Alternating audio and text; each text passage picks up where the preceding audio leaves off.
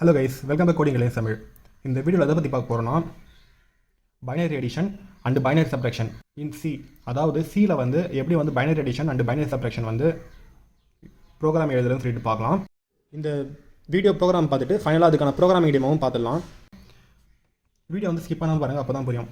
அதே போல் இந்த வீடியோ வந்து பார்க்குறதுக்கு முன்னாடி உங்களுக்கு பிட்வைஸ் ஆப்ரேட்டர் அந்த கான்செப்டில் எக்ஸ்ஆர் இதையும் அண்ட் ஆப்ரேஷன் இந்த ரெண்டு கான்செப்டும் பார்த்துருக்கணும். அதுக்கான வீடியோ லிங்க் வந்து கீழே வந்து டிஸ்கிரிப்ஷனில் கொடுத்துருக்கேன், அதை பார்த்து செக் பண்ணிக்கோங்க.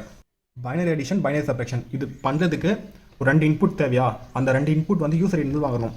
ஸோ அந்த 2 இன்புட் அவங்க வந்து 10, 4 சொல்லிட்டு கொடுக்குறாங்கன்னா இந்த 10ஐயும் 4ஐயும் எப்படி வந்து டெசிமலேருந்து பைனரியாக கன்வெர்ட் பண்ணுறது நம்பரை அந்த கான்செப்டும் எக்ஸ்ஆர் அண்ட் ஆப்ரேஷன் இதிலே எக்ஸ்ஆர் அண்ட் ஆர் சொல்லிட்டு நிறைய இருக்குது. பிட்வைஸ் ஆப்ரேட்டர் சொல்லிட்டு இருக்கேன்ல அந்த கான்செப்ட்லேயே சொல்லியிருக்கேன். சப்ட்ராக்ஷனுக்கு வந்து காம்ப்ளிமெண்ட் சொல்லிட்டு ஒரு ஆப்ரேட்டர் வந்து யூஸ் பண்ணோம். இந்த கான்செப்ட்டும் வந்து பிட்வைஸ் ஆப்ரேட்டரில் சொல்லியிருக்கேன். ஸோ அந்த கான்செப்ட் பார்த்துட்டா இந்த ப்ரோக்ராம் வந்து நீங்கள் ஈஸியாக சால்வ் பண்ணிடலாம். 10க்கான ஈக்குவலன்ட் பைனரி வேல்யூ வந்து 1010. நான் வந்து டேரெக்டாக வந்து எப்படி வந்து பைனரியாக மாறும் சொல்லிட்டு எழுதிருக்கேன். நீங்கள் அந்த வீடியோ பார்த்துட்டு வந்தீங்கன்னா இந்த 1010 எதுக்காக எழுதியிருக்கேன், எப்படி எழுதியிருக்கேன்னு சொல்லிட்டு உங்களுக்கு புரியும். ஸோ 4க்கான ஈக்குவலன்ட் பைனரி வேல்யூ வந்து 0100.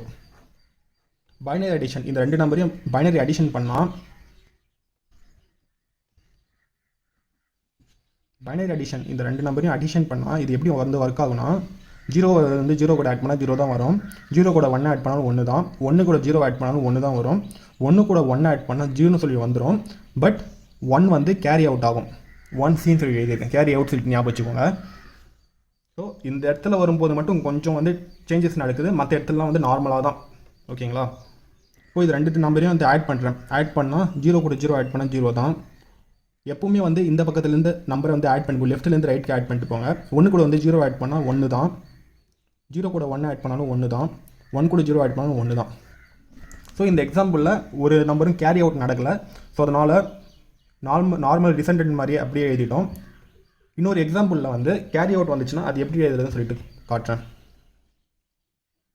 10 இதுக்கான ஈக்குவலன்ட் பைனரி வேல்யூ இது. 8 இதுக்கான ஈக்குவலன்ட் பைனரி வேல்யூ இது. நீங்கள் பார்த்தீங்கன்னா 2 1 வந்து இன்வால்வ் ஆகிருக்கா. ஸோ இது மாதிரி வந்தால் எப்படி எழுதணும், இந்த கான்செப்டை யூஸ் பண்ணணும். மற்ற இடத்துலலாம் 0 கூட 0 ஆட் பண்ணால் 0 தான். 1 0 1 1 வந்திருக்கு. ஸோ அவுட்புட் 0ன்னு எழுதணும். 1 வந்து கேரி அவுட் ஆகுது. அந்த 1 வந்து எங்கே எழுதணும்னா இதுக்கு லெஃப்ட் ஷிஃப்ட்டில் அப்படி எழுதணும் 1 சொல்லிட்டு. ஸோ இதுதான் வந்து பைனரி அடிஷன். பைனரி அடிஷனுக்கான பேசிக் நாலேஜ் தெரிஞ்சால் தான் இந்த லாஜிக் எழுத முடியும். ஒருவேளை அந்த 1ங்கிறது இந்த இடத்துல வந்துச்சுன்னா இப்படி வந்துச்சுன்னா எப்படி எழுதுறது, 0 1 1 0 தான். இந்த 1ங்கிறது கேரி அவுட் ஆகும். ஸோ இது கூட 1 கூட 2 0 ஆட் பண்ணாலும் 1 தான். 1 1 ஆட் பண்ண 0 1 இப்படி வரும். ஓகேங்களா? இப்போ இந்த டேபிளுக்கு 0 கூட 0 ஆட் பண்ணால் அவுட்புட் 0ன்னு சொல்லிட்டு வருது. அப்புறமா 0 கூட 1 ஆட் பண்ணாலும் 0 கூட 1 ஆட் பண்ணால் 1 சொல்லிட்டு வருது. 1 கூட 0 ஆட் பண்ணால் 1 சொல்லிட்டு எனக்கு ரிசல்ட் கிடைக்குது. 1 ஆட் பண்ணால் மட்டும் 0ன்னு சொல்லிட்டு கிடைக்குது. 1 வந்து கேரி அவுட் ஆகுது. அந்த கேரி அவுட்டை வந்து விட்டுடுங்க. இது 2 இன்புட்டாக இருந்து அவுட்புட் எனக்கு இது போல் கிடைக்குது. இது எந்த டேபிள் காலம் பார்க்குற மாதிரி இருக்குது. இதை பார்த்தீங்கன்னா எக்ஸ்ஆரை பார்க்குற மாதிரியே இருக்கும். எக்ஸ்ஆர் மூலியமாக நீங்கள் இதை பார்த்தீங்கன்னா எக்ஸ்ஆரில் தான் 0 1னா 1 வரும், 1 0னா 1 வரும், மற்ற இடத்துலாம் 0ன்னு சொல்லிட்டு வரும். ஸோ எக்ஸ்ஆரில் தான் இந்த மாதிரி ஆப்ஷன் இருக்கும். ஸோ நீங்கள் பைனரி அடிஷன் பண்ணுறதுக்கு எக்ஸ்ஆர் இந்த கான்செப்டை யூஸ் பண்ணாலே ஈஸியாக பைனரி அடிஷன் கிடைச்சிடும். ஒருவேளை இந்த கேரி மட்டும் கிடைச்சிச்சின்னா அந்த நேரத்தில் கொஞ்சம் சேஞ்சஸ் பண்ணணும் இந்த லாஜிக்கில். அதை மட்டும் பண்ணிட்டீங்கன்னா உங்களுக்கான ஈக்குவலன்ட் ரிசல்டன்ட் வேல்யூ என்னவோ அது ஈஸியாக உங்களுக்கு கிடைச்சிடும். ஓகேங்களா? இப்போது இதை வந்து பைனரிலேருந்து டெசிமலாக கன்வெர்ட் பண்ணி பாருங்கள். இதுக்கான வேல்யூ வந்து 1 2 4 8 2 + 4 6 6 + 8 14. ஸோ 10ஐயும் 4ஐயும் ஆட் பண்ணாலும் 14 தான் கிடைக்கும். இந்த பைனரி மூலியமாக வந்து நீங்கள் நம்பர்ஸை வந்து சேஞ்ச் பண்ணிவிட்டு ஆட் பண்ணாலும் 14 தான் கிடைக்கும். இது வந்து 18 சொல்லிட்டு கிடைக்கும். இன்னொன்று, இந்த கேரிங்கிறது நம்மளுக்கு எந்த நேரத்தில் கிடைக்குது? இப்போ 0 0 ஆட் பண்ணால் நம்மளுக்கு கேரின்னு சொல்லி கிடைக்குதா? 0 ஆட் பண்ணுறேன், அந்த நேரத்தில் எனக்கு கேரி கிடைக்குதா? இல்லை. ஸோ 0ன்னு எழுதுகிறேன்.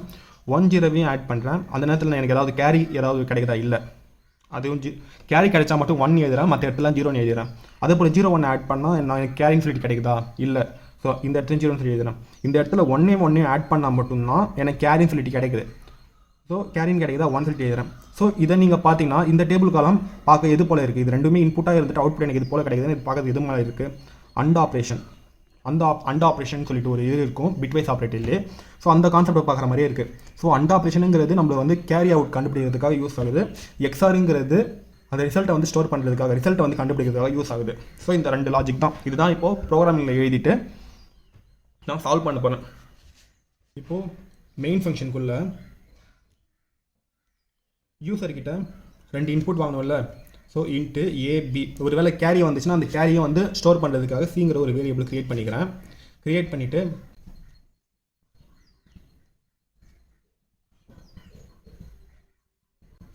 ரெண்டு இன்புட் வந்து யூசர் இருந்து வாங்குறதுக்காக ஏபின்னு சொல்லி கொடுக்குறேன்.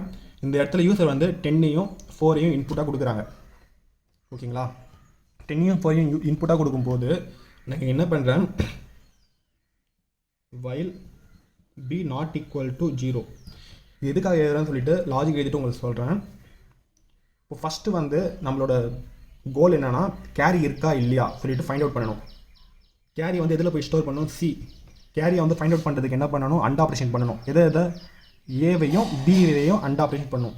So A and with B. ஒருவேளை கேரி வந்துச்சுன்னா அது எந்த பக்கம் மூவ் பண்ணணும், ஒரு டைம் வந்து லெஃப்ட் ஷிஃப்ட் பண்ணிவிட்டு அந்த இடத்துல வந்து ஸ்டோர் பண்ணியிருக்கேன்ல. ஸோ லெஃப்ட் ஷிஃப்ட் ஆஃப் 1 சொல்லிட்டு எழுதியிருக்கேன். ஓகேங்களா? இப்போது ஒரு வேளை இந்த இடத்துல வந்து 10ஐயும் 4ஐயும் பண்ணும்போது எனக்கு எந்த கேரியும் வராது. பாருங்கள், 1 0 1 0 0 1 0 0. இது அண்ட் ஆப்ரேஷன் பண்ணால் எல்லாமே 0 சொல்லிட்டு இருக்குது. அப்படின்னா எனக்கு சியில் வந்து 0 தான் இருக்கும்.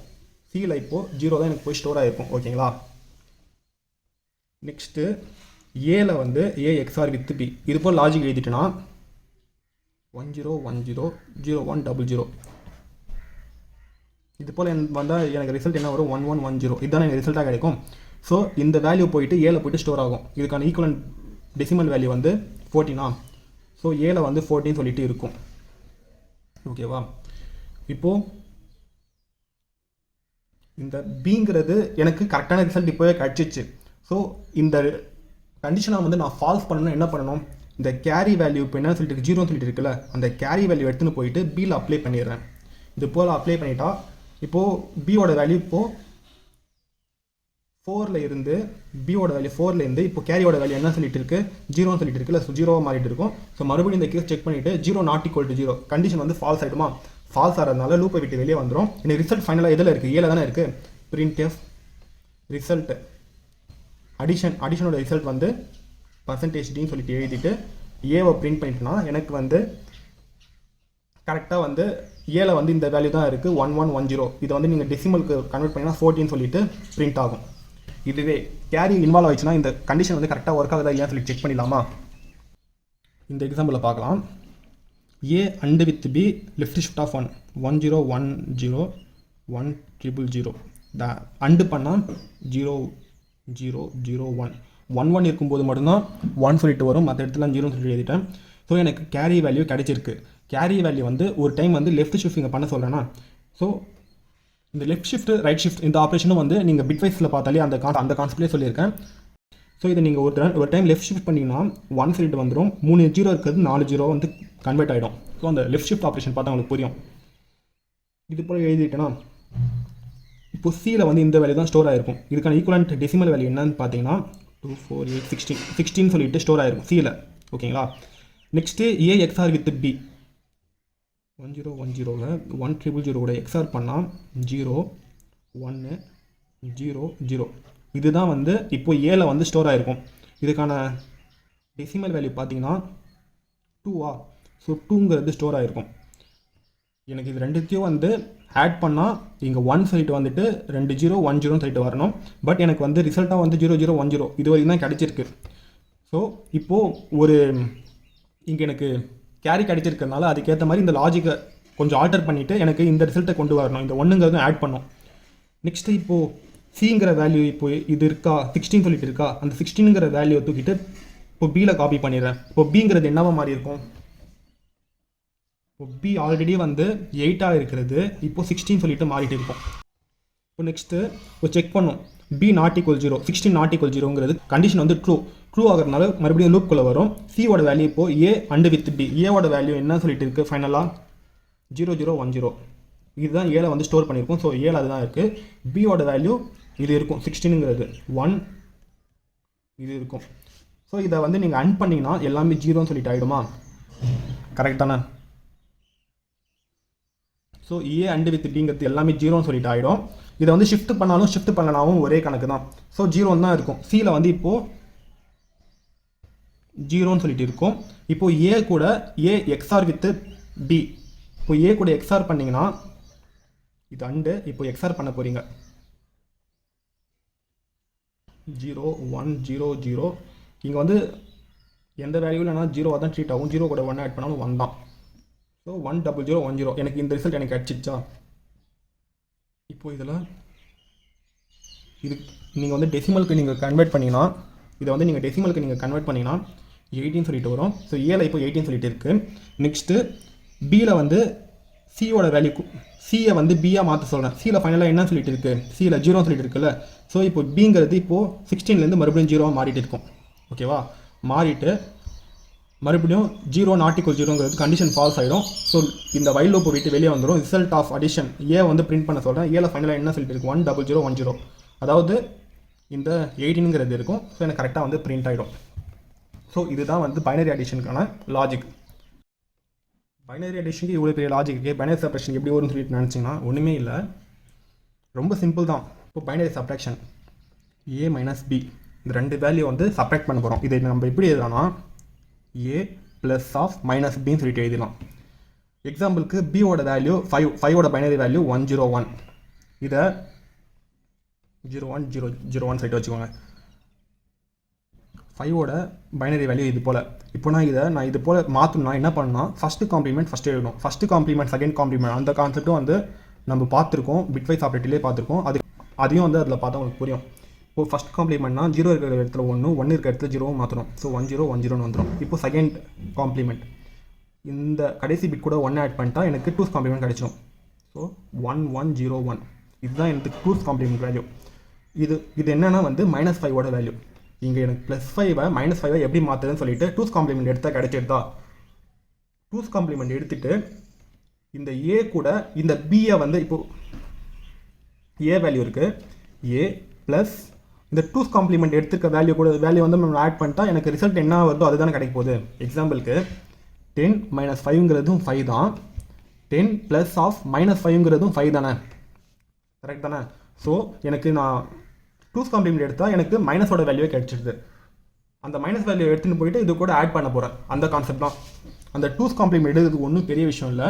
இங்கே உங்களுக்கு இன்புட் வந்து ஏவோட வேல்யூ பியோட வேல்யூ கிடைச்சிருதா, இந்த இடத்துல நீங்கள் என்ன பண்ண போகிறீங்கன்னா b = காம்ப்ளிமெண்ட் ஆஃப் b. இது போல் காம்ப்ளிமெண்ட் ஆஃப் பின்னு சொல்லி எழுதிட்டா இந்த 0 1 0 1ங்கிறது 1 0 1 0ன்னு சொல்லிட்டு மாறி இருக்கும். ஸோ 1's காம்ப்ளிமெண்ட் எடுத்துட்டேன். அது கூட 2's காம்ப்ளிமெண்ட் எடுக்கணும். அது கூட 1ங்கிறது ஆட் பண்ணும்ல, +1. இது போல் எழுதிட்டா மட்டும் போதும். எனக்கு 0 1 0 1ங்கிறது 1 0 1 1 சொல்லிட்டு கிடைச்சிடும். ஸோ ஒரு பாசிட்டிவ் வேல்யூவை நெகட்டிவ் வேல்யூவாக மாற்றிட்டோம். நெக்ஸ்ட்டு எனக்கு நார்மலாக வந்து இந்த ஆப்ரேஷன் தான். ஏ கூட இந்த -5ங்கிறது நம்ம ஆல்ரெடி கிடச்சிருக்கோம். அதை வந்து எப்படி வந்து அடிஷன் பண்ணுமோ அதே லாஜிக்கை பண்ணிட்டீங்கன்னா உங்களுக்கு பைனரி சப்ட்ராக்ஷனும் ஈஸியாக கிடைச்சிடும். நீங்கள் வந்து நெட்டில் சர்ச் பண்ணி பார்த்தீங்கன்னா subtraction of 2 number using 2's complement சொல்லி பார்த்தீங்கன்னா இந்த கான்செப்ட் உங்களுக்கு புரியும். ஓகேங்களா? பட் ப்ரோக்ராமிங் பை சொல்லணும்னா இவ்வளோ தான். இந்த சேஞ்சஸ் மட்டும் பண்ணிட்டீங்கன்னா பைனரி சப்ட்ராக்ஷனுக்கான அவுட்புட் கிடைக்கும். இந்த லைனை வந்து நெக்லெக்ட் பண்ணிட்டீங்கன்னா உங்களுக்கு பைனரி அடிஷனுக்கான வேல்யூ வந்து கிடைக்கும். இப்போ இதுக்கான ப்ரோக்ராமிங் டெமோ வந்து பார்க்கலாம். ஸோ நோட்ஸில் பார்த்த ப்ரோக்ராம் தான் எழுதி வச்சுருக்கேன். இந்த லைன் வந்து சப்ட்ராக்ஷன் பண்ணால் இந்த லைனை வந்து கமெண்ட் எடுத்து விட்டுடுங்க. அடிஷன்னா இந்த கமெண்ட் பண்ணி வச்சுடுங்க. மற்றபடி லாஜிக்லாம் சேம் தான். இப்போது நோட்ஸில் பார்த்த மாதிரியே இன்புட் செக் பண்ணி பார்க்கலாம்.